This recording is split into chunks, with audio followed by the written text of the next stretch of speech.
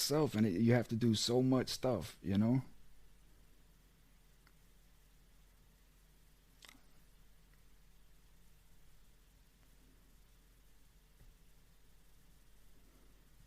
Okay, okay, everybody, welcome back to Free Me TV. And what we're going to do today is get into toxic relationships. I know a lot of people have been asking me about these things.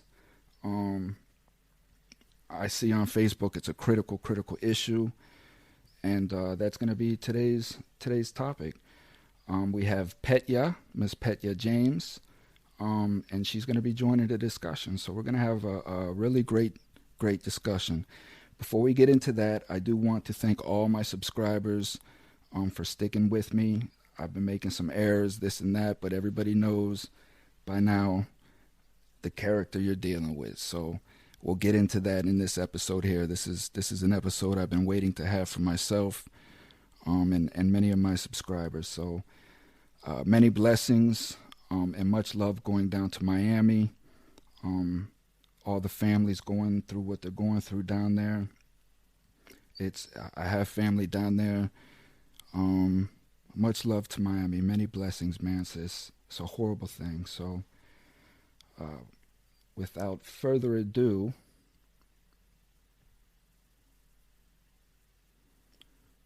we are going to pull in Miss Petya.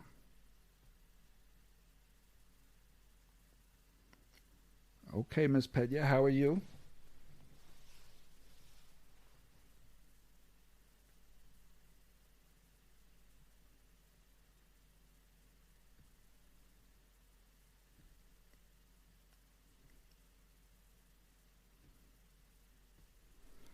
No, absolutely, and I'm glad to have you on. Um, it's been it's been a topic of many things here recently, especially with everything that we're going through, everything that we've went through. Uh, I would like to start with you, just who you are, quickly who you are, and how you came into the topic. You know, your genre of toxic relationships. Yeah, definitely. So, I mean, toxic relationships are everywhere. So, I'll give you a little background about how I got here and sort of what informs my perspective, because that's always good to know. So, I've been a therapist for almost 15 years. And I've done some body work, but I'm also a psychotherapist. And so, over the years, I found that there was a bit of a gap in the way that we were working with humans, and especially in that body and mind field. So the gap was that you either go for like a pain to resolve a pain in the body, or you go seeking therapy to talk to someone. And I found that they were kept very separate. So I'm here in Canada, and here where we are, people either go to body work or they go to therapy, and I'm trained in both, and I found that there was a gap. It wasn't addressing really how trauma is held in the body and what it's doing and how it's presenting. And moving fast forward a little bit, based on my own lived experience and what I know and how I've experienced life as well, and learning from that, I started to see that, you know what, we have to address things through the body, but also addressing what that event or those events or those experiences that we've had and what they have informed, they had to be addressed without just talking about it, because then you're just repeating a cycle. And so today I coach women and men, families as well, on that conscious communication. Like, how can we actually connect and have a conversation that is healing, especially in relationships. And I say that, but with all that said, communication kind of comes last. So we get to really experience ourselves, understand ourselves, and then we can communicate what we need to say. And I find in relationships, when, the thing that we call toxic is when we're unable to meet each other. So both people are kind of reenacting from a triggered trauma response place. And without the tools and without those skills, we just reenact the same loop of something that doesn't serve, that's not working. So yeah, that's me. I mean, I obviously can talk about this for days, so we can get into some more specific conversation here. But yeah, that's kind of what's informing things, and really what drives me to do this work with humans, especially now. We are in need of healing. The human species needs to heal. It's time. What we've lived through over the past year to 2 years, even before the whole thing happened with the virus, like, things have been coming up to the surface, and now on so many different levels and so many different systems, we can't ignore it anymore. So it has to be addressed. And as we do that, the first thing that needs to be addressed is individually. That stay home message, Mm-hmm. that was like, check in what's going on inside. Like, are you comfortable with yourself?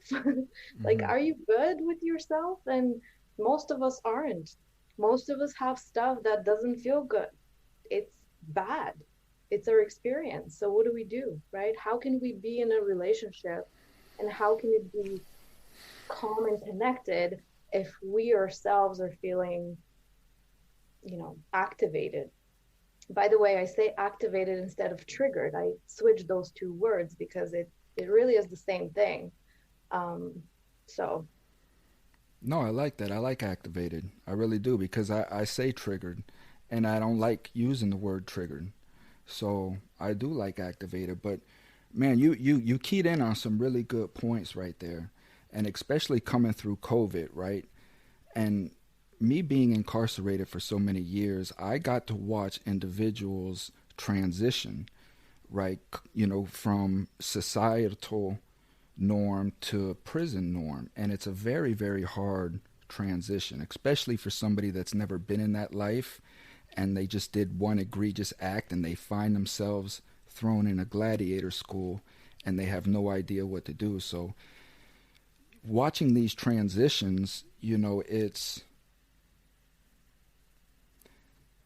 it's hard because what you said is very, very key, and that is dealing with your thoughts and your emotions.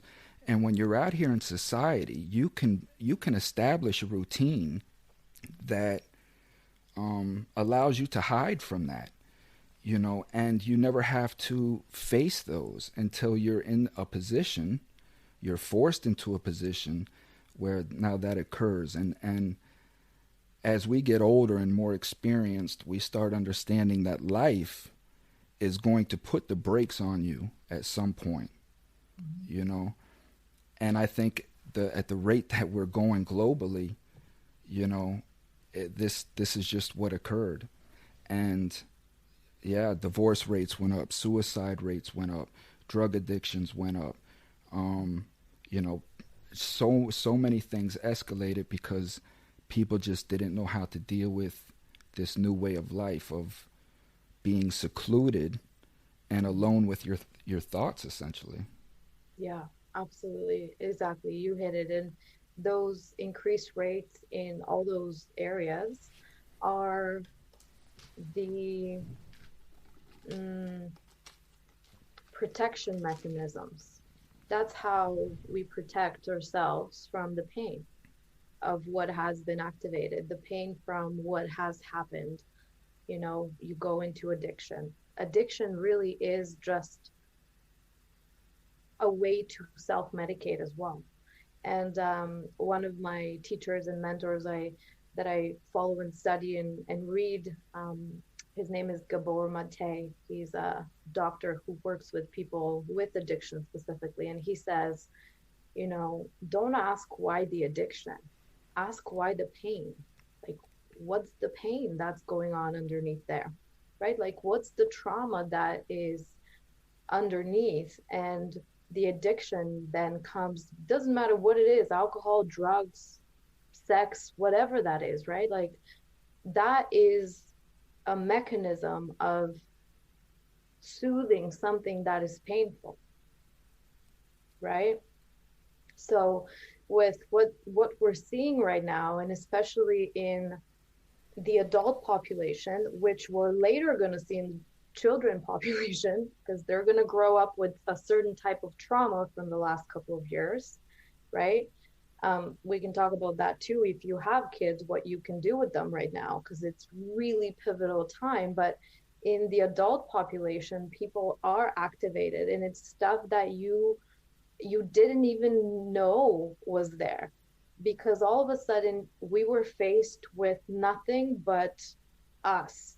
Now, not to mention how many people were in situations that were incredibly abusive, and just not having a chance to go out and to go to the safe haven, so to say, like within the home even.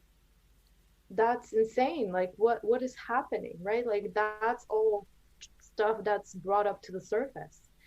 um and I mean, you mentioned, incarceration in prison and stuff, and it's like that whole system, and I have never been to prison, in full transparency, but like to me that whole system is so messed up in a way that it re-traumatizes. Like you are left alone in all the trauma without any tools. Again, not why the crime, why the pain? What happened to that human to make them act in the way that they did, or whatever happened?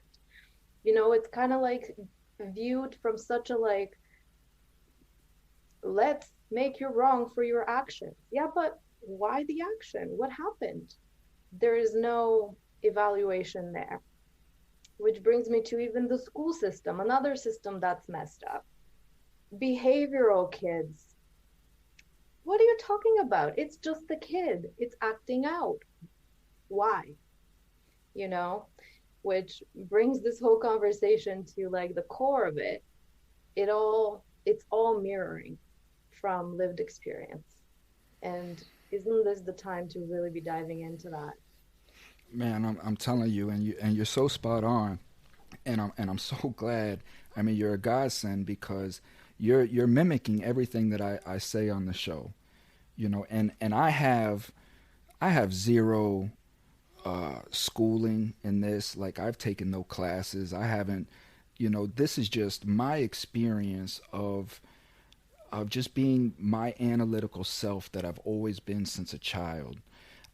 Since a child, I've always been in a situation, in a position to where I always had to be aware of my surroundings, know the temperament of people around me, and how to maneuver and interact with those people through their many, many emotional states, right? So within that, it gave me the skill set of quickly being able to pick up on somebody's emotions and what state of being they're in at that time. And this is what I would do. Sometimes I would sit in prison and I would sit up on the top rail in my chair and I would just watch people. I would watch people and just how thoughtless they were as they just moved about their day, you know. Um, and within that, right, what ends up, I kind of lost my train of thought of where I was going. Well, I want to say something because this totally inspired some thoughts for me. Go. Um, which is, you said watching people and how thoughtless they were. Mm-hmm. And I'm a body expert, so I work through the human body. So reading people's body is like my skill, like my gift. It's what I do really well. So like if somebody comes to me and they're like, this is what's hurting, I can very easily follow the trend to find out what emotionally, energetically is happening. But the reason why I say that is because I don't want to say most, but a lot of human bodies are walking around completely unconscious. Yes, they And are. actually, people like yourself, what you just said, and I've had a similar experience when I was growing up, always having to feel out the situation before I'm going to say or do anything, because then I was in trouble or I would get hurt or whatever. People who have grown up with that kind of situation, we have a little bit more of the ability to perceive outside of us. Sometimes it's harder to connect with our own bodies, and sometimes, on another hand, it can lead to us wanting to kind of numb out because we're feeling too much and we're picking up a lot of other people's stuff and not knowing what to do with it because we weren't taught. Like, no one taught me how to process my emotion that I'm seeing my alcoholic father who's not there, and I just have to like do whatever I need to do not to whatever be in the way. But that has conditioned you to be able to perceive. Now, what's happening and what I noticed, this is my own personal theory, by the way, but so many human bodies, like right now, are activated, and some of them are leaving, meaning you see what happened, like a mass whatever caused people going away. Yeah. Some Just a bodies, mass exodus. Yeah. exactly, some bodies are not capable of healing and grounding spiritually, because what our bodies are here to do, the only reason why we have these human bodies is to express this powerful sourceful energy that we have access to. The reason why you know you have access to it is because you're breathing. That's how you know you're connected to something that's bigger, whatever you want to call it, a bit of a spiritual tangent here. But like, if you're breathing, if you have that breath, there's something that is a force that is guiding you. That's not nothing. And the reason why you have a human vessel, your body, without even having to know exactly how it works, it works. The reason why it's here for you is so that you can express that sourceful energy. And the reason why, you know, you're unique and I'm unique is in the expression. Mm-hmm. We're not unique because we have a body that's different looking. That's not what makes us unique. What it Amen. is Preach. the expression that comes through. And you know, it's powerful in that way. And when you take a minute, and I love that, people watching is my favorite too. I have not done it in prison, but I've done it like everywhere else I go. um just to notice, yeah, how people move through their walk through, you know, yeah, that's fascinating to me also. So, you know, and again, this is my message, right? Is after watching people so long, and I'm a nature watcher as well, you know, you can see the correlation between the two, right? And then when you sit there and you say, like, the only thing that differs us from the animal kingdom is thought, right?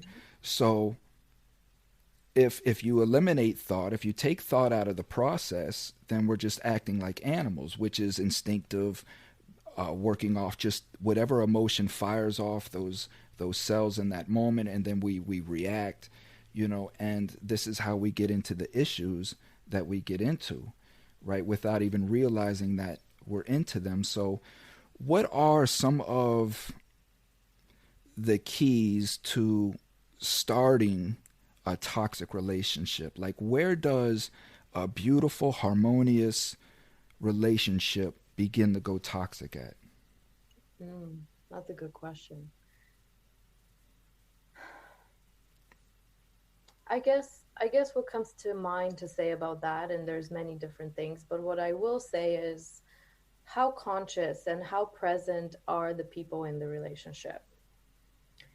What is that relationship really built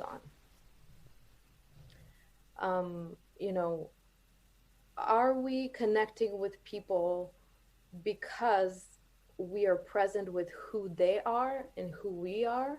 Or are we connecting with people and staying in relationships because we feel that they're fulfilling a need? Because for as long as we think that they're fulfilling a need, eventually we'll be toxic, because no other person is responsible for your needs. Mm. Well just like said. no other person is responsible, you're not responsible for their needs. What we are responsible for is to be present with each other and to listen and to understand and to communicate. And as long as these are, we're capable of doing that in a relationship, relationships will shift. But what happens when toxicity, let's say abuse and all types of, but let's say something, maybe it's just verbal or emotional, so we're not talking about the biggest ways of hurting each other, but even just like a situation where I say something because I don't feel good, and Mm. I come at my partner and I'm like, you didn't do this and this and this and this and this and that. And then he's like, well, you, and then the back and forth sounds like uh, a fight. When that happens in a relationship, we've gone too far. So ideally, to start repairing that or removing that, both people have to be willing, because if one is willing to do the work and the other one is still activated, it could work, but it's more difficult. Both people have to be willing to like stand back and notice. Awareness is key. That's where we start. We have to become aware of what just happened and agree that that wasn't ideal. Do you think do you think that do you think that relationships are under attack? Meaning, um, just in today's society, and do you think that the way that society is going, that it is making uh, division, and it's bringing division within the homes intentionally? I guess is what I'm trying to ask. Okay, so I like your questions because we have not premeditated these. They're just No, right no. there. This is the show. My show is off the dome. We just go. You Totally. know, this is complete discussions. You know. So, is society creating a separation in the relationship? And I'm thinking about my relationship. I've been in many toxic situations. Right now, it's not a toxic situation because we're both working on it. But is society creating a division? I can elaborate on that question a little bit Go more if you ahead. need me to. Okay, Go ahead. so what I mean is this. So knowing that as us as humans, right? We we we're not thinkers first by most unless we've become conscious individuals. But as we've already established, for the most part, the mass majority of people are not conscious thinkers. We're reactive people. And in designing countries and in designing governments and systems, right, we know that division is key. We can't have a country united just in any event. So we have to keep people united in order to control population. So with all of that being said, right, I mean there's psychology behind this, right? And knowing that people are reactive by mass, are there instruments out there in society to keep us in an emotional state constantly and feeling impoverished and feeling oppressed and feeling like we can't get ahead, that will turn that golden relationship that we thought we had into a toxic one without even realizing that we've gotten there? So I do understand the question even better now, and of course, it's the fucked up society we live in. It's Mm-hmm. been like that. Do I think it's still happening? Absolutely. Do I feel like it can change? Yes, absolutely, because I feel like more people are starting to see this. So, how are they keeping us separated and divided? Is by fear inducing, fear mongering information.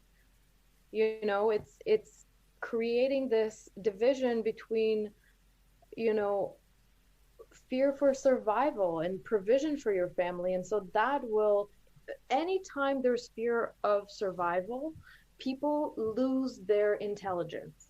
I'll tell you why, and I'm going to elaborate on this a little bit. Here's the thing about emotional intelligence.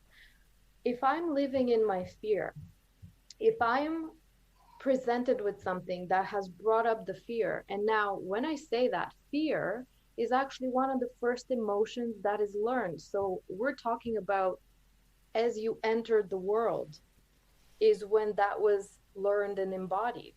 So something happens today and triggers fear for me. I'm reduced to an emotional intelligence of a newborn. And then what was my Mm. environment around that time? Did I even experience safety? And if I didn't, that's where you're at. So anything that comes at you, you're going to react to because you don't have the capacity to actually process with your intellect what's in front of you today, to move it through your system like the human system, and to be like, okay, well, that's happening. I understand what that's bringing up for me. What do I need to do? So it's this like mind, body, all the way to the core of your body, up towards your mind and your brain again. But if you weren't taught that process, you're stuck in the fear emotion. And then anything from there is just reactivated aggression, reactivated ways of protecting yourself, any kind of ways that you have learned in your lifetime to keep safe. That's what's activated. So think of that in a relationship with two human beings, like two people. They're both in their fear, they're activated, both of them don't have any way of doing that, they're clashing, and all that clash is being downloaded onto their children if they have them in, and if they're witnessing this whole situation. And that's a cycle, and that's a sickness. That's what needs healing, because it doesn't have to be this way. My God, Petya, you are spot on for real, man. And the thing of it is that that's my experience, and I never even thought of it that way, really, honestly, because situations are taking me back to my childhood, right? Which there was, even though that the individuals around me thought that they were providing me security, I didn't feel that way. And and the thing of it was and is that, yeah, because when when I get into a situation where I guess regress back into my childhood like that, I become severely angry and very protective of that child, right? Because now I'm a man, And rightfully so. and the thing of it is that I had to go to prison and escape reality, escape society, to understand really who I was and what I was capable of doing as a person. And I didn't have to be scared anymore. And when that opened up, like everything came out, and I was unstoppable from that moment. And then like a baby snake just learning about his venom, I had to reel it back in and control it, but as much as I can. But now it again, I know that it's there, right? And me knowing that it's there, I will never let anybody hurt that little child again. You know what I mean? So, and any attempts when I, like you say, man, when I regress back into that state, I become a raging tiger for real.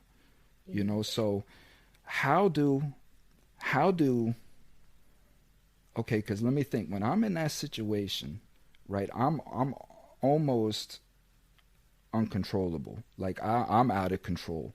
So how does the other person gain control of that situation? How does that situation simmer down when it's at that point? Mhm. Good question. So there's a couple of things to that. One is boundaries, which are pre-established.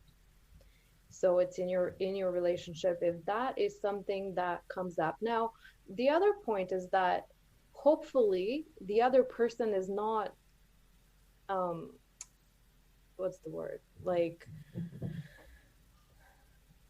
not actively, but Toxic. intentionally, unintentionally trying to like poke the tiger, right? Because Ah, if they are, then that's a whole different case. You have to be aware of that, and you can remove yourself before that state occurs. But if something happens, it's a little bit outside of everyone's ability or control in the moment, and you enter into that state, which is a dysregulated nervous system. That's all it is. Remember, you're a human being and you have systems working within you at all times. And when that emotion takes over, it's a dysregulation of that nervous system. That's all it is. And so there are tools to be learned and gathered for you to learn to deal with that state. But if it happens and this other person you're in a relationship in notices that, they set a boundary, and it's like, okay, we are going to reconvene when this state has passed. It's your responsibility to work on that state for yourself. Awareness is number one. This is the process I teach: awareness, acceptance, and action. Awareness, acceptance, and then action. So I'm aware that I am extremely angry right now. Something happened. I could feel it. I can't even be quiet. I say to my family, like, my loud voice is about to come out. I'm European. I get really loud. And that's our cue. And that's my way of saying I'm entering a state where I'm aware of it, but I may not be able to control it in the moment. And then I'm aware of it. I take my time. I move. I go to the bathroom or outside, wherever I can. I move myself out of the space that I'm not going to be putting my emotions and my energy onto the people I love, because I don't want to do that. I just know I'm angry myself. I don't want to put it onto anyone else. Now, that takes a lot of emotional awareness to be able to do that. But that's how it works. I know I'm in the state. I'm going to move myself. That's my awareness piece. Then the acceptance is where I get to be like, okay, I know this feeling very well. Maybe I know what triggered it. Maybe I don't, but I know the feeling. I'm going to sit with this right now. And this is where that inner child thing becomes, the presence. How can I meet myself? If no one ever did it for me before, this is where I'm learning my skills. I know what I need. What do I need right now? What happened? Is there something that needs to be processed? Why do I feel this way again? This is my go-to. This is my default. I just get really angry no matter what. Okay, well, that's my default state. Okay, I get it. I'm going to understand this. Acceptance is that I'm going to accept myself in this moment. And at the same time, I'm going to be with this feeling. I'm going to embrace this feeling like a little child. You put it on, on your knee, and you're like, hey, you're very angry, and you have the right to be. And you get yourself to a place where it's accepted to be that way, because the reason why it's so big is because it was never allowed.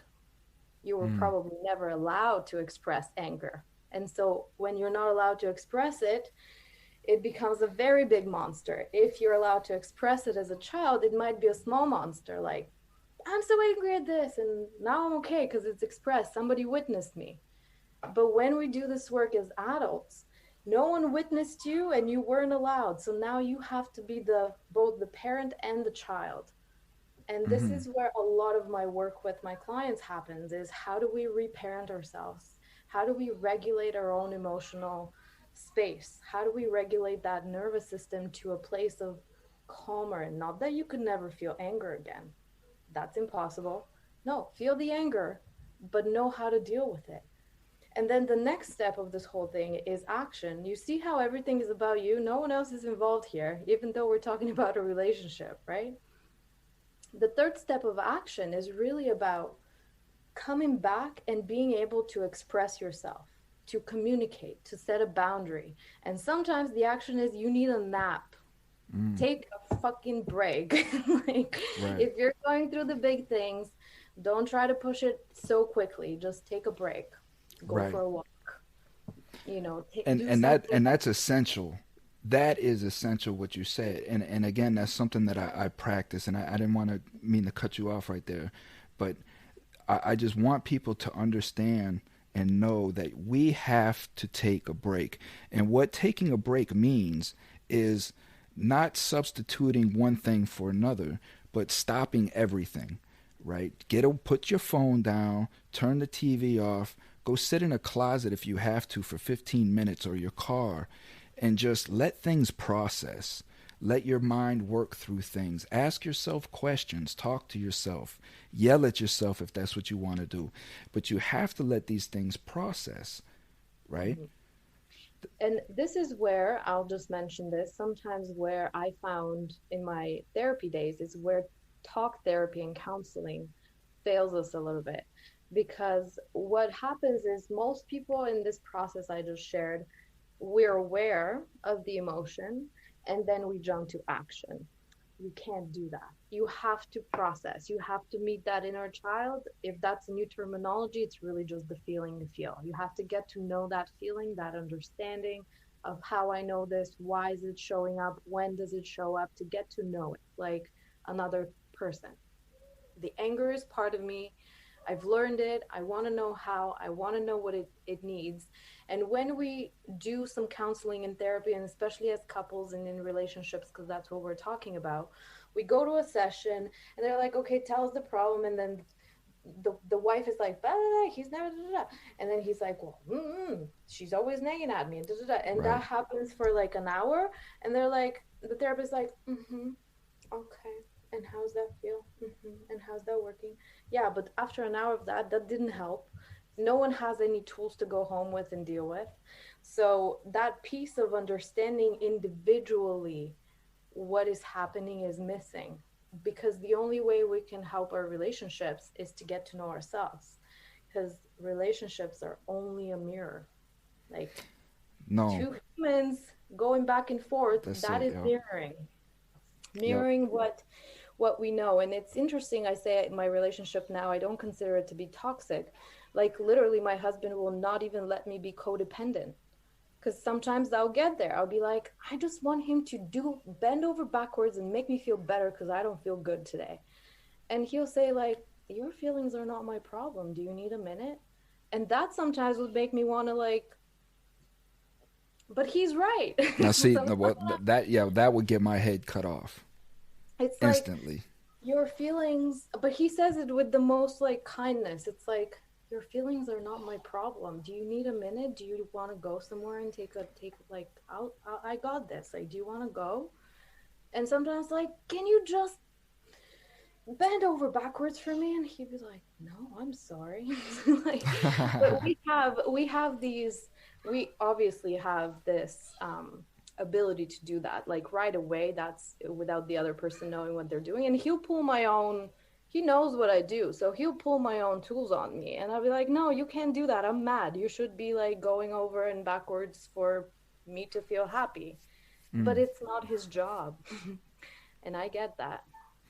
So let me ask you, right? Because you said a lot of things going back about being open and expressive and things, and um, for my guys out there, right? Because I see there's an attack on men, right? And the bravado of men, and there's an extreme shortage of real true men out there, and us real men, we've always lived under the moniker like, man, talk about feelings. What are you talking about? There's work to be done. There's things to be done. We don't have time for feelings. So, in the sense, guys that are coming out of prison that's done 20 and 30 years in that type of environment, right? How do they even begin? Like, how do they even reckon within that this is something that needs to be shared? It doesn't make you any less of a man to express how you feel so people have a proper understanding of what's going on with you, right? But how do we do that in a bravado way without feeling any less than? Mm. Great question. And I mean, that could be a whole other episode because um, there are too many cultural, societal norms that need to be crushed and just smashed to the ground, because that whole idea of men being, the hard, non feeling ones is complete bullshit. Because if we reduce it back again to a child, I mean, I hope that this is changing and we're not telling boys not to cry and that girls, blah, blah, blah. Like, that's stupid shit. Like it doesn't matter. But like we're talking about now. So someone who has already hardened their shell around themselves, let's say, because you've had to, because it's how things happened. How do you even begin to allow yourself to express? I will say the first maybe step is allowing yourself to feel, Mm. allowing yourself to actually name some feelings. And very often, and again, I'm married to a man, and he's not like overly soft in his feeling ways. He's, I think, had to learn over the years because of how this whole thing is. But in general, the way that you want to be with yourself is by just asking very simple questions of how does this feel. I'm not saying, and often people say, oh, feeling emotional equals crying. Men don't do that. Hmm. No, that is not at all what this means. What it really means is just, how do I feel about that? And if this is a hard question to ask yourself, there's your answer. Sit with that. Are Hmm. there even any words? What is it that I feel? Nothing. I'm good. I'm fine. And sometimes even Google, like, what are some feeling words? So that the vocabulary can expand. Because I'll give you an example. This is literally what's happening in my family. My husband has a daughter that is not my birth child. She was from a previous relationship. She's a teenager. And we've been together for over 10 years. So she just moved in with our side of the family as a teenager. And this is what we're going through, is the having to name and feel the feelings, because his go-to would be, hey, you okay? Like, you can trust me, you can come to me with anything, like I'm here for you. Okay, but she doesn't care about that. She wants Hmm. to know you, right? She wants to know you. She wants you to be like, hey, like, this was feeling agitating today, whatever. And then when it comes down to like the deeper stuff of like, I know you're angry with me. You must have been, because I wasn't there. I didn't, and so the communication there is different. But he could not do that if he didn't allow himself to be like, this is going to be uncomfortable. So what if I allow myself to feel that? Right? Like, what if I'm not the hard, like, I got this part of me, because women have that too.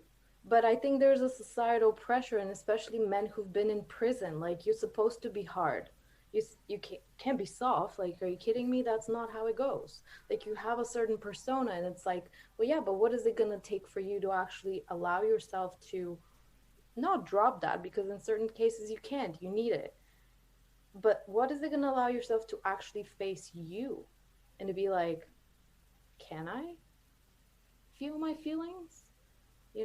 And hey, let me just say, this is not easy work. I think we started with that. This shit gets deep, like, quite deep. So having support and maybe getting, it's, you can't like get a friend and then go for coffee. Like, that's not how it works. But I'm sure that there could be someone in your life, and maybe it is a relationship that, there is a space for you to come into and allow yourself to explore. And if it's a heterosexual experience, or maybe even it doesn't have to be, but when there's another person in relationship, that space can be created. The reason why toxicity comes in is because both people are still hurt, and they can heal together and they can heal toxicity. But toxic relationships, to bring it right back, really is just people are still hurting.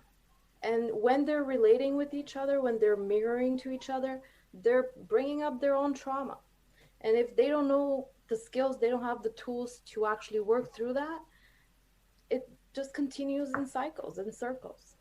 That's all. Does that make sense? No, I mean you're spot on, and And again, about the whole prison thing as well, because again, yeah, we have to carry that hard bravado, right? Like when I went through my transition, I've shared it on several episodes. I'll share it with you here shortly, because there's a question here from Mateus I want to ask you. He's having an issue, so I want to run this by you real quick. But my transition, right, was exactly what you said. Um, I had to break myself down completely, 100%. You know, I went in my cell, I threw up because nobody could see me do that. You know what I mean? I had to go in, I had to throw my towel up over the door. I had to tell my cellies, man, I need a moment in the cell, blah blah blah. I had just came from visitation with my daughter, you know, and this was about 5 years in, and I left my daughter at 6 months old, you know, so watching her grow up in a visitation room, you know, for 2 3 hours a time once a month, it was wearing on me, you know, and I had a lengthy sentence. I was just 5 years in, and that transition was just starting to happen. I'm watching people that I loved just starting to fall off little by little until there was nobody left, you know, but my dad and my two moms, you know, and my daughter, and my daughter was my rock, and it just, I guess maybe call it maturity or whatever happened, but I just started to hate myself for what I've put these people through and what I'm putting them through and what I'm going to put them through for many years to come. And I went back to my cell and I threw the towel up, and I mean, I literally, I let myself have it.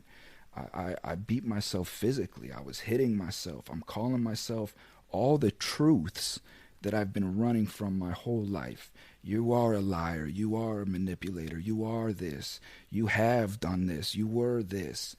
And I just let all of that out, you know. And from that point, it allowed me, like, from that point, I didn't care what anybody thought anymore. It felt so good to get that out of me because it was controlling me. It was just controlling my life, and I hated where my life was at. I was in the bottom of the bottom of the bottom of society, you know, and that's not where I wanted to be. So I'll give you some comments on that if you would like, and then I'll read what Mateus has. Well, thank you for sharing that. And what it reminds me of is you faced all the things that were put on, right? And that is part of the acceptance piece because that is not who you are. Those are circumstances. That is circumstantially what happened. But the truth of who you are is not that. And you finding yourself in that cell in that moment, facing a person that you literally would give your life for, who mirrored that for you, allowed you to have that moment.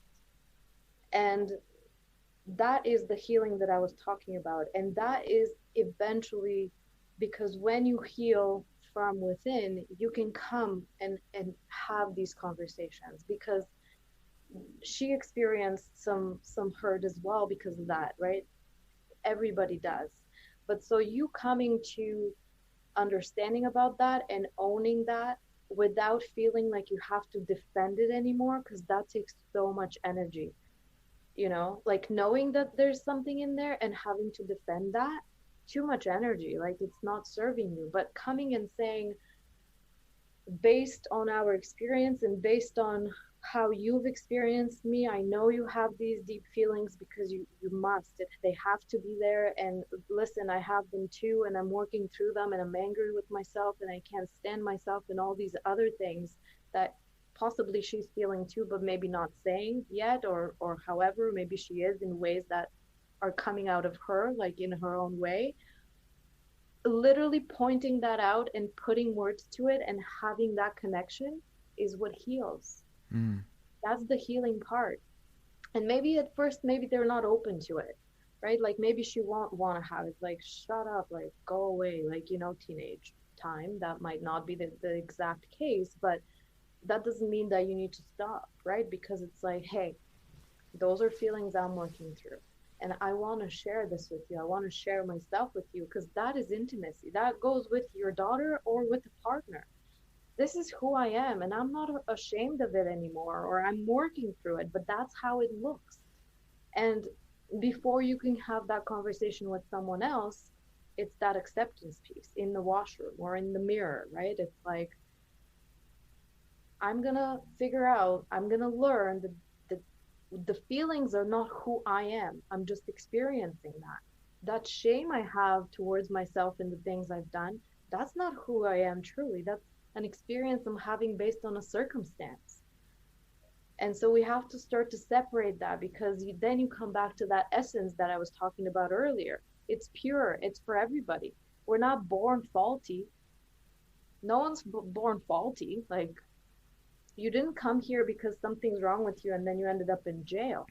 That's not how it works. No, no, you're absolutely correct. I mean, everything, all the bad that we display was instilled in us. We weren't born with it, you know. And man, what a conversation. So I guess to sum it up, right? Because I want to ask another question, but that's going to be a whole nother discussion. I'm going to have to bring you back in because I really want to get into not only toxic relationships between spouses, but toxic relationships that we may have with our children, you know.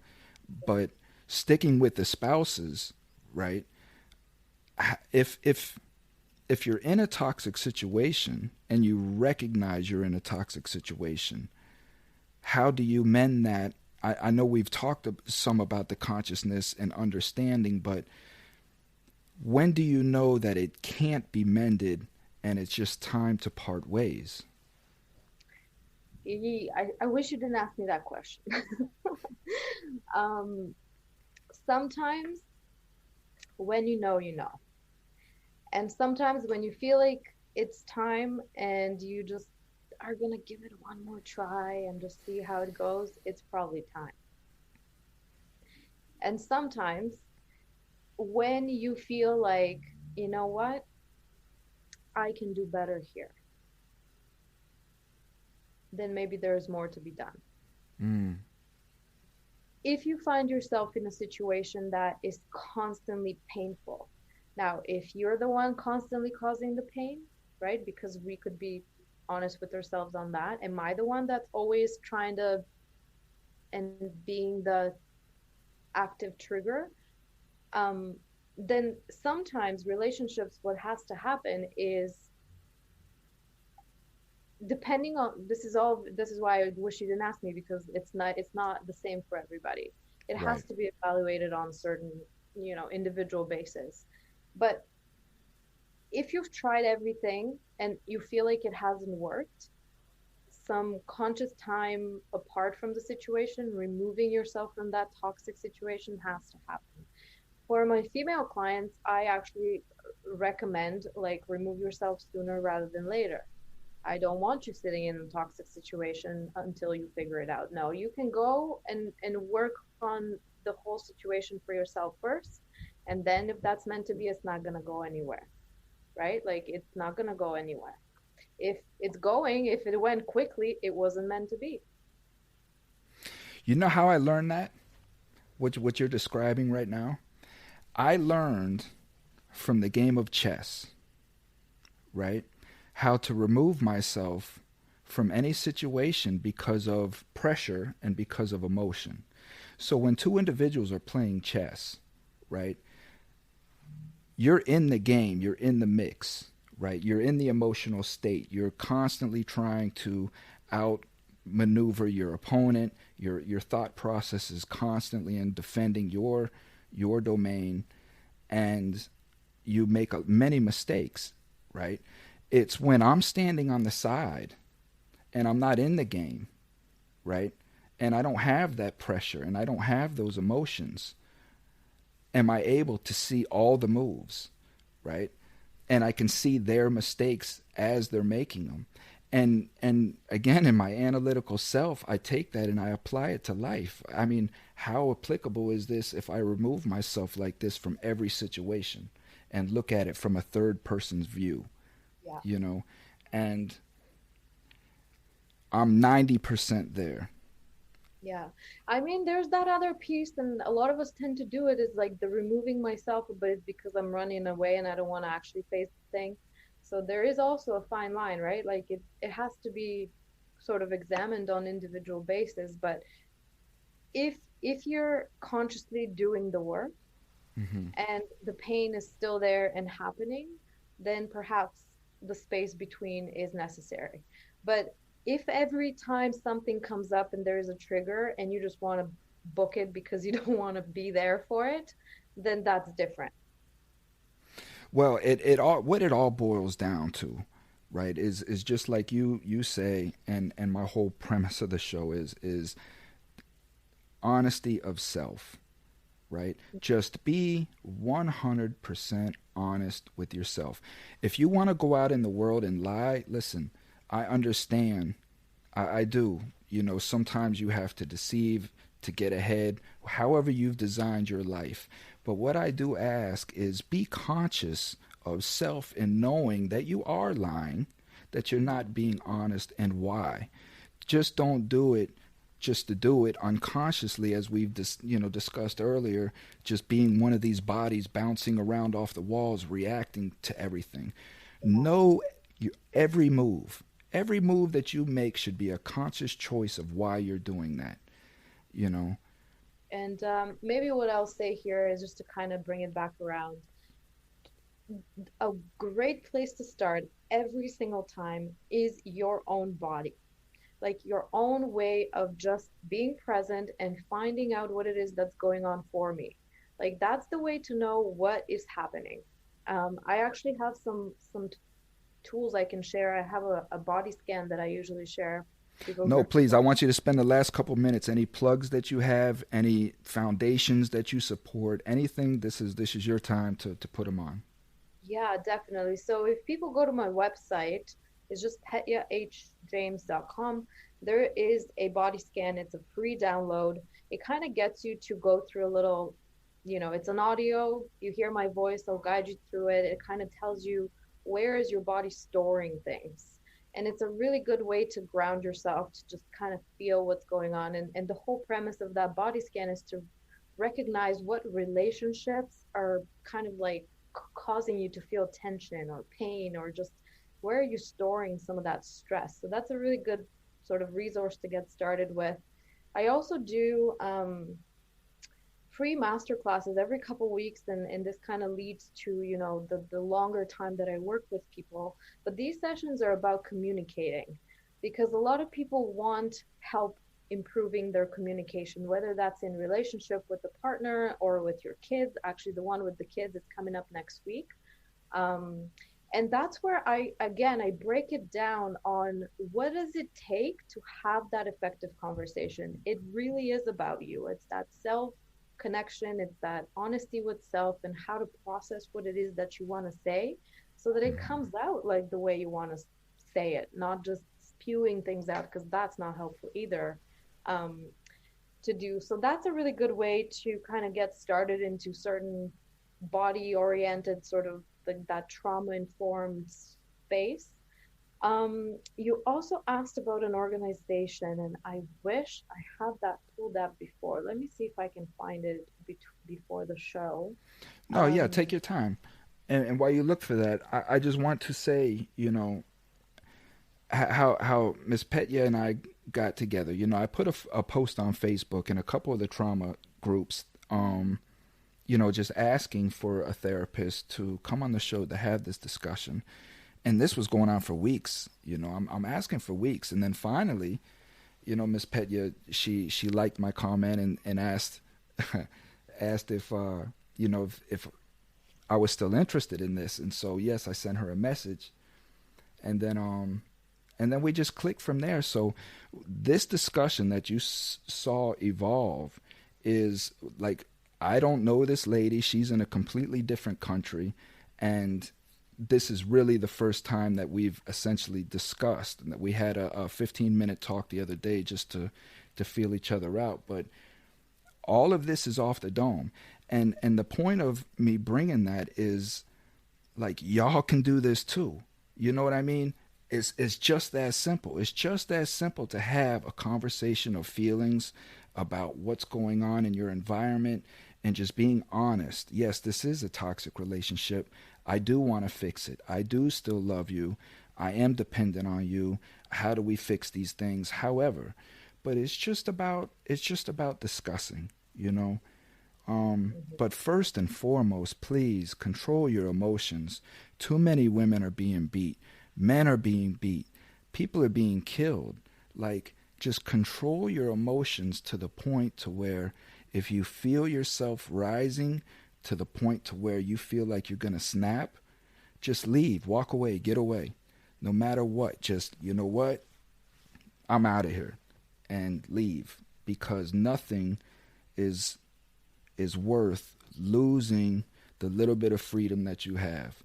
Trust me, do not go to prison, do not go to jail, do not alter your life for a moment of emotion and probably misunderstanding at that.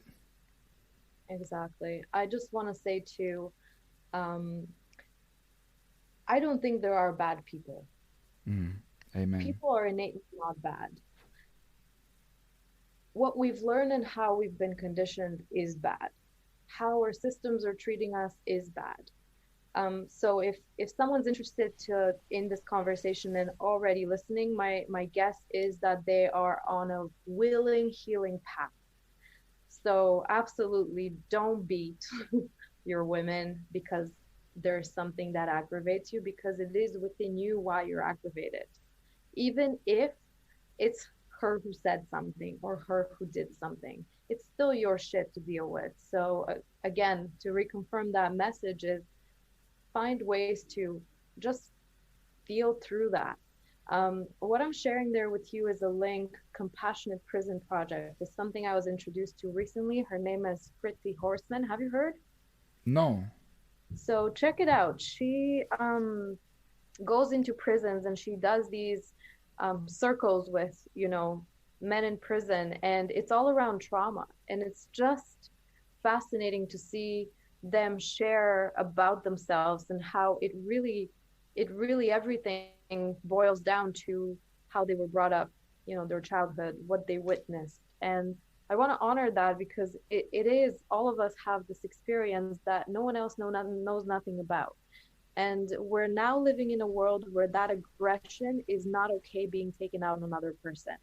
So I hope that this is gonna, the movement, that people are into is going to continue to change the ways that systems are. Like where my work, where I'm feeling called, is into the schools.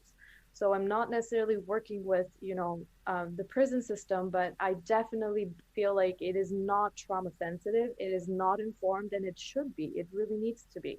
And there are people doing the work to make sure that that happens. For me, I want to see that in the educational system because little kids, they don't have to go to school and be told that they're bad or behavioral when there's something going on that that's the case. So we're conditioning them from an early time to know that, hey, nothing wrong with you. You're experiencing things, and even in the schools, teachers may know nothing about what the home situation is like, right? And so how can we train people to actually be able to detect that quickly? And then Well, the other part of I sorry no, to no, the go other ahead. part of where I'm very much connected to is the parents. Like, figure it out quickly, especially if you're raising kids, because they're not going anywhere, and we need to stop that perpetual transfer of trauma and hurt. Um, so it's gonna take a minute, I know, but I'm here Well, for it. it all starts with self. I mean, yes, it's going to take many generations to overcome this harm that we've done to our children and our society, but we can start today just by being your best self, going out, making sure you're not arguing in front of your children, making sure you're not saying stupid shit in front of your children, and making sure that your children are getting the proper education to conform in society in a proper manner, you know. Um, there was something I wanted to say to your first point. Uh, I can't remember it off the top of my head, but I definitely want to reconnect with you. Oh, So if you run across any youth that are just starting to become, you know, bad or whatever, please, yeah, turn them onto my channel. You're always welcome to connect with me, always. And any Absolutely. insight, yeah, any insight that I can give you on anything, I'm here. I do want to say this. I slipped my mind again, man. I'm tired. It's been a long, long week for me.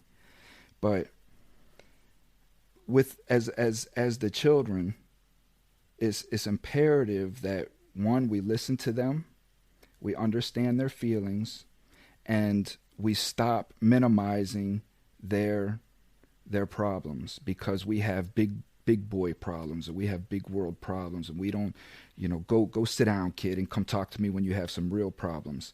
We have to, just take some time with our children and hear them out. So I do ask, because I did not get to Mateus, and he has some, I guess, a situation that he's in. If you could, like, when sometime, just go into the comments Oh, and yeah, sure. and read through what he's got going on, and maybe just drop him some advice on what he should do with his relationship. But All right. I did want Sure. to read it out, but he put a book, so I'm not going to do that. All right. Well, yeah, sounds good. And I'm mostly active on Facebook right now. Um, so yeah, people can connect with me on there too. And like I said, I have some free resources. That's like the way that I feel things are moving is just willingness is one. So if you're willing to change and upgrade your situation, then you can. And there are many resources. So just the fact that whoever's listening is hearing this, there's a good chance that they're on a path, especially if if they're watching this channel. So Mm-hmm. Mm-hmm. Well, Miss Petya, thank you for your time. It was such a great discussion. Just keep up the good work. What can we do? We just have to keep pushing through and just try to reach one person at a time, and that's all we can do. But I always reaffirm, it always starts with self. Make sure that you are what you're telling other people to be. You know what yeah, I mean? absolutely. Be Well, the thank you for example. having. Absolutely. It's been a pleasure. Yes, ma'am. You take care of yourself, okay? You too. Take care. Yeah, Bye. thank you. Bye. So, yep, that's it. That's Miss Petya. Mateus, I did not get to read your comment because it was so lengthy, and I didn't want to cut the discussion. But she is going to go into the comments, and read what you have and make some suggestions for you. So that is what I did. So those are the key elements. Those are the issues dealing with a toxic relationship, that we have to understand. That one, recognizing that it has become toxic in some sense, and recognizing what brought that toxicity on, and my part in it. There's no question, that I do lose my temper. I do lose my patience. I become very high anxiety dealing with some of the things that I've dealt with, and uh, it does get hard on me to control that. It gets hard on me to recognize that I'm losing control, and usually by the time I recognize that, uh, the situation is out of control, and I have to do better at recognizing my fault in creating this type of environment. And that's just what we have to do. And we have to be able to communicate with one another and share our feelings. And I don't want to say put the bravado down, but just loosen it up a little bit. Don't be so hard that you're unapproachable, inconceivable, or anything along those lines. Because what ends up happening is you create that toxicity. You and this is something that takes time. It's not like the relationship goes from smooth sailing to toxic overnight. This is a buildup. And 99% of the time, you don't even realize you're in a toxic relationship until you're in one, you know, and the devastation that's already occurred on the children going up to that point has already occurred. So life has been altered, you know, and we just have to understand that, be culpable for our mistakes and our actions, and just be better. I have to be better. We all have to be better. So, thank you guys for tuning in. Thank you for the comments, as always, Miss Bella. Thank you for tuning in. You're my number one my number one subscriber, my number one fan. So I do appreciate it. But that's it, man. We just gotta be better, do better, and just be honest with self. It has to start there. Just be honest with yourself. Was I being manipulative? I knew I was being shisty. I knew that I was whatever.